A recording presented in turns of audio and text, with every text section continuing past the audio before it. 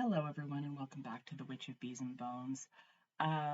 This is a heavy one today. I'm not going to pretend it's not. So, the first thing I want to say is if um, I'm not going to go into any great detail, but if discussion of sexual assault and violence is not something you want to hear, or it's too much, or you've experienced these things and don't want to hear it, I totally understand. Skip the video. I want slash need for everyone to take care of themselves. Um, so that goes without saying. The second thing is that I'm going to be talking a little bit about Medusa's background, but this isn't a deep dive on that. I would more like to discuss how I work with her as an archetype and as a deity. And the third and final thing is that I'm back recording on my laptop camera because my internet is shitty at my house, and okay at my place of business, but not stellar. So it's taking me to upload like a 20-minute or a half-hour video. It's taking just shy of 9 hours. Um, and so I don't have the bandwidth for myself to deal with that. So my internet is getting upgraded, but in order to upload a video in like 4 hours instead, I've opted for this format. So let's get started. So we've all heard the mythology of Medusa, but I'm just going to go over a little bit of the background. She was mortal. Her two sisters were immortal. She was said to be beautiful and lovely, and she was a priestess in Athena's temple. She was sexually assaulted by Poseidon, and Athena, in a rage, instead of confronting Poseidon for what he had done, um, cursed Medusa to be hideous. Again, the words of everything that's out there, not me. And venomous snakes in her hair, and turning men to stone. So Medusa was victimized, and then she was re-victimized by her friend. Um, and I just think that there's a big parallel there, from Greek mythology to what happens today when folks are assaulted. I don't want to make this about gender specifically. My experiences as a cis woman, I fully understand that there are um, men that are violated, that there are trans folks and non-binary folks that are violated. So I want to encompass everyone when I have this discussion. Um, my experience on this planet is as a woman. So when I speak from my perspective, that's what I'm talking about. So um, later in the story, it goes that the king wanted to be with the mother of Perseus, so sent Perseus kind of what he thought was a mission that would get Perseus killed. So he was kind of like out of the way. But it turned out a little differently, as we all know, that Perseus, with the help of Hades and Athena and Hermes, and I'm missing someone, um, and a sword from Hephaestus went to Medusa's lair, and beheaded her while she slept. So again, Medusa's been made into a monster by someone she trusted after she was assaulted. So she was victimized, then she was re-victimized, and now she's a monster, and when people look at her, they turn to stone, and that's her fault somehow, even though this was a curse from Athena. So when her head was removed, it was said that Chrysaor and Pegasus burst from her neck and were born into the world. I can't help But think about how her children were the result of an assault. And I can't help but liken it to how reproductive rights have changed drastically in this country, and how a person who is assaulted that becomes pregnant um, may not have the choice to terminate that pregnancy. Um, if you don't want to have an abortion, please absolutely do not have one, but please don't tell other people what to do with their bodies. That's a hard stop for me. Um, Everyone has a right to believe what they want and do what they want with their body and their lives, but please don't tell other people what to do with theirs. So thinking about that, and thinking about the victimization, and thinking about the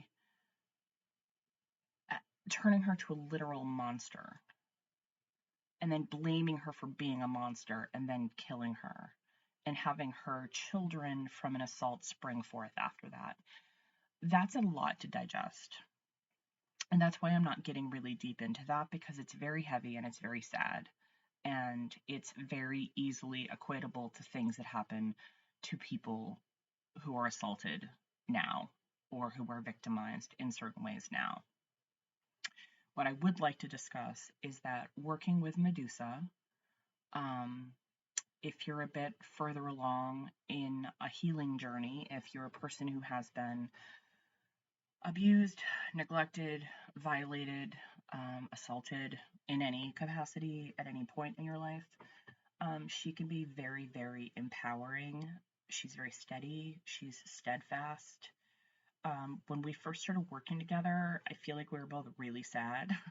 Um, and over time and working with her, she has become very powerful. And I mean powerful in a in a in a quiet way, not demure, but quiet.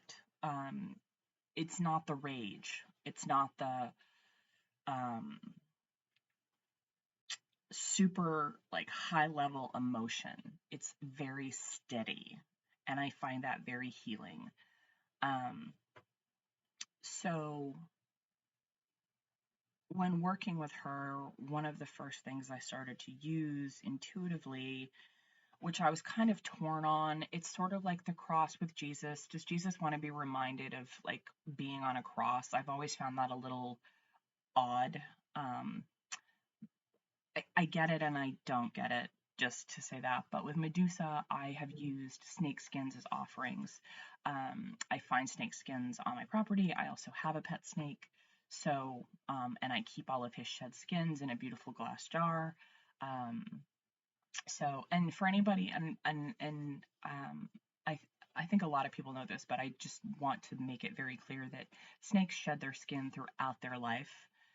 And that's how they grow. They don't have the kind of skin that mammals have, that expands. So in order for them to grow, they have to shed a skin. It doesn't hurt them. It's not bad for them. It's not something I do to them.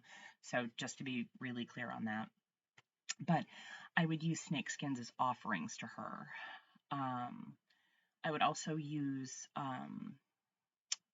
there's a lot of granite in it's called the Granite State. New Hampshire's called the Granite State. But I would use species of stone. But I would choose stones that were really beautiful or flecked with that are flecked with mica. So they're shiny and they're pretty, and they're not solemn, so to speak. When I visualize her, she is her cursed self, but she has evolved that. She hasn't gone back to, looking like a human. But I feel like she's found the power um, in her archetype of um, not just making do with what she has, but using it to empower herself. Another thing that I do with Medusa is I I I work with her on and off. Sh I don't want to say she's not consistent because it's been on and off for years, but I don't work with her for extended periods of time, typically speaking.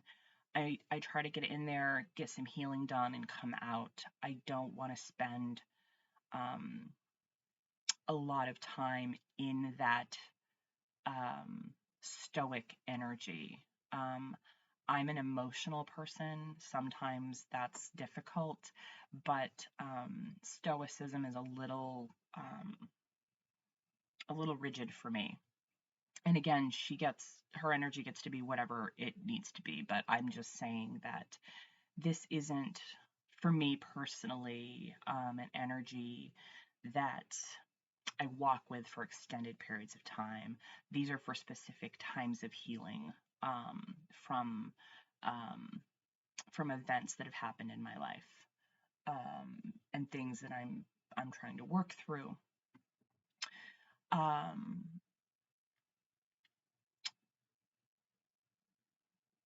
as with any deity, I think reverence and respect are deeply important. They're even more important with her, I would say, because of what she has been through.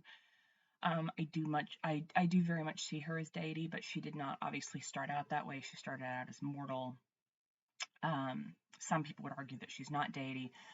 Whatever. Like this is my practice. Um, and so she didn't start out with this.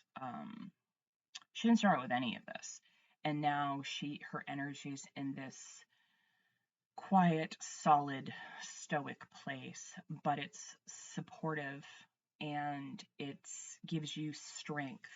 And when I say power, I don't mean that rage power. I don't mean that like exhilarating power. I mean that steadfast, steady power.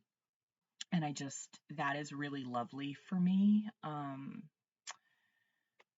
steadying. And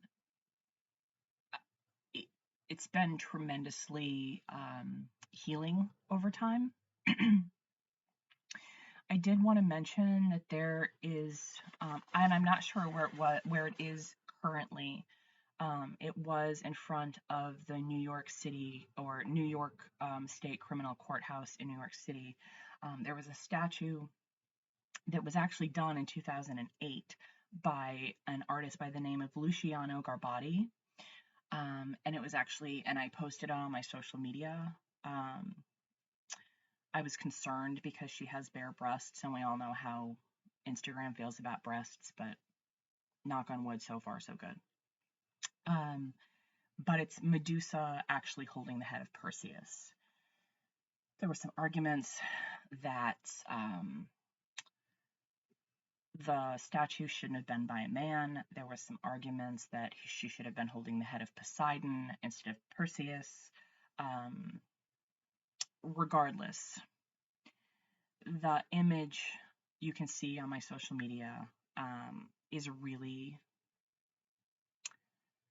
she's not smiling, she's not gleeful, she's not like, yes, I did this.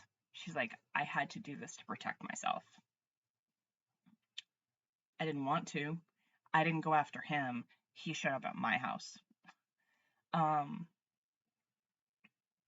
and there's something really lovely, but also really sad about that. Um, I like that Garbati flipped the script on this and publicly gave her back some of her power. Um, but didn't make her triumphant or thrilled that she did this. Um, it's a really powerful image. I was hoping to see it when I went to New York or when I go to New York next month, but I don't believe it's there any longer. I've done some research trying to find where it is. I haven't been able to, unfortunately. Um, so, this has been a roller coaster. This has been emotional. This has been really, really heavy. Um, but she is a really lovely archetype to work with. If you are trying to be, if you're trying to sit with parts of yourself that you're trying to heal. I don't find her rageful. I don't find her happy. I don't find her joyful. I find her solid, like stone. And that is both comforting and sad. I really wasn't sure how this video was going to go. I know this is heavy, and it actually is heavier than I wanted for it to be, but it's authentic and it's true to my experience with her. And I appreciate all of you who stayed on and listened. I appreciate everybody, whether you listened or not. I understand that this is a really heavy topic. So after this, go drink some water. Go get a cup of tea or a cup of coffee. Eat something delicious. Go find some beautiful things. And let that like heal and nourish you a bit. Again, I know this was heavy. I appreciate you for sticking with me. The next one will not be like this, but I think it's important to tell the truth of things. So as ever, I appreciate all of you immensely. I love your comments. I love when you reach out. I love your questions. I answer all of them. And thank you for everybody that's reached out on my Etsy shop. That's been really lovely. And I look forward to being with you again very soon. And it will be a lighter topic.